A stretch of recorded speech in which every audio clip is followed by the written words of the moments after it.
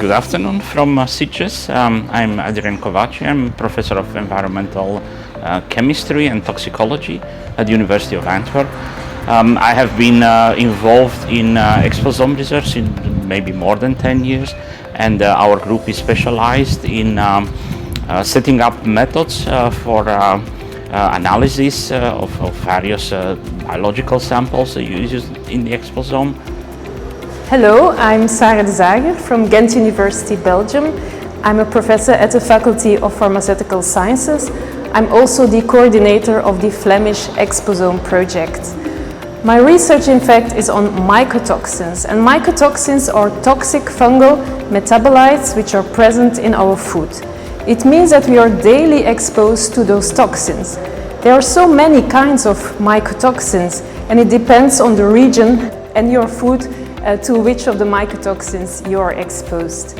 Nevertheless, during the Global Exposome Summit, I've realized most of the chemical exposome studies do not include mycotoxins. So I'm here, in fact, to advocate that it's important also to include them, because they really have an effect on our health. This conference is very inspiring for me, because I meet so many new people who all look to the exposome in many different angles.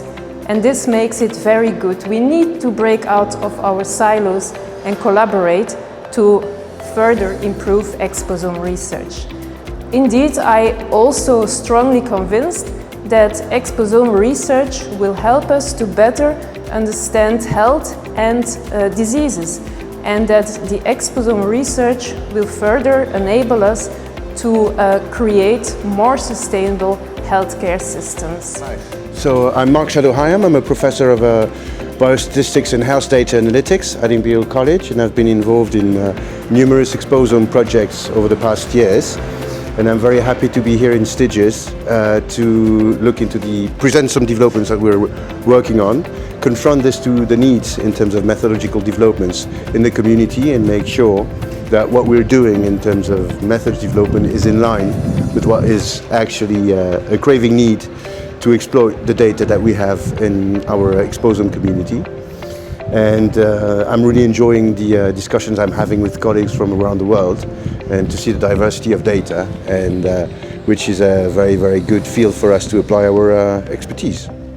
Hello, I am Dong Hai Liang from Emory University. I'm Associate Professor of Environmental Health, and my work focuses on using exposomics and multi-omics approaches to better understand how environmental factors or the human exposome influence diseases such as Alzheimer's disease and dementia, cancer, and adverse maternal and child health outcomes. I'm super excited to be here because these great meetings like this really bring together people around the world with experts in the exposome science to push the boundary to really see what the field would be possible with the great power of this high throughput exposomics technology. I always leave with great ideas, new collaborations, and renewed sense of where the field is headed. My perspective on the future is that exposomics really moving towards from discovery sciences towards translation in clinical sciences. So now we need to turn all this complex exposure and all this exposomics data into actionable knowledge that can really improve public health, reduce the health burden, and guide interventions in the real world. Hi, I'm Jeanette Stingone. I'm an epidemiologist from Columbia University in the United States. My research is on the pregnancy exposome and how it affects birth outcomes and children's health. I really love coming to these exposome meetings for the collaborative science. It's really great to hear global perspectives on the exposome and learn from each other. So I'm really looking forward to the rest of the meeting. Hello, my name is Beate Escher. I'm from the Helmholtz Center for Environmental Research in Leipzig, Germany. My research area is effect-based human biomonitoring, and that's an important and potentially future part of exposomics. So we are looking at the entirety of chemical exposure from the viewpoint of the toxicology. So we weigh chemicals that are more potent, higher than those that are maybe abundant but not very potent. And so we combine chemical analysis with in vitro high throughput screening tools to get a mixture exposome measure. This meeting is really exciting. This is one of my first exposome meetings to learn what people identify, and then in the back of my brain I always bring the potency question in, you know. I mean, is it interesting from the point of view of potency to which disease such chemicals will link? So it's been really exciting to meet all those analytical chemists, but also what's going on in the space of green environment, additional lifestyle factors that influence the exposome. Great. Hello, my name is Alice Lemonciel. I'm here today at the Global Exposome Summit with several hats on my head from my career as a scientist. So I started as a toxicologist, combining omics to understand the mechanism of toxicity of chemicals in human cells. And this was the work I did in my academic career. And then I shifted to industry, where I focused more on metabolomics at Biocrates. And there I did data analysis, but also communication on how to integrate the different information that you get from metabolomics to make sense of it as a scientist and to have actionable results that you can use in your research.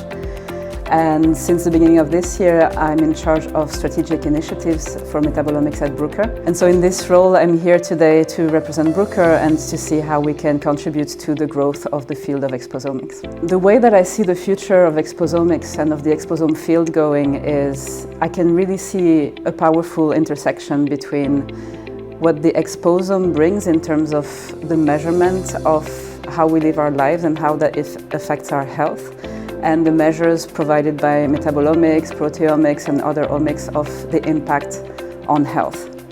And in my work in the last years on metabolomics, I could see that these molecular measures really provide a new, much higher resolution picture of health that we need to implement in medicine through what I call 5P medicine. And I can really see how measures of the exposome, whether it's the air exposomics or chemical exposomics, like all these measures contribute to understand what is the cause of these changes at the molecular level, so that we can really find ways to have actionable solutions, to not just see when someone gets ill, but actually be able to prevent that from happening by changing things in their lifestyle and their exposures.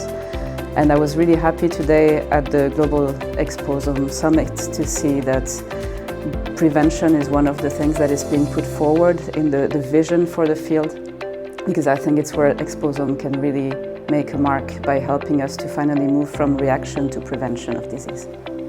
So I'm Lea Maître from ISGlobal in Barcelona. We are organizing this conference today. And yeah, my field of expertise, I'm really coming from the metabolomic field. And 10 years ago, when I arrived in ISGlobal in environmental epidemiology, it was really the start of all these different fields coming together, from system biology, environmental sciences, and epidemiology. And we've been particularly focusing on birth cohort research, so early life exposure influencing later health outcomes. And today at the Global Exposome Summit, it's great to see really now how the field has matured. Today the policy stakeholders, like from the WHO, were referring to the life course and early life as one of the main points of intervention for preventing disease from environmental factors. So it's really good to see maturing the field this way. What I expect really from this 3 days summit is to now take a step further in making the exposome research more global. We've had great projects and research going on in Europe, in the US, also now in Asia. But I think we really need to make this environmental driver relevant for the rest of the world. And with our ambassador program through the IHEN project, it's been a great opportunity to see what are the research gaps in African continent, in South America, and in other fields that for now, other continents for now has been left out of this high technology field.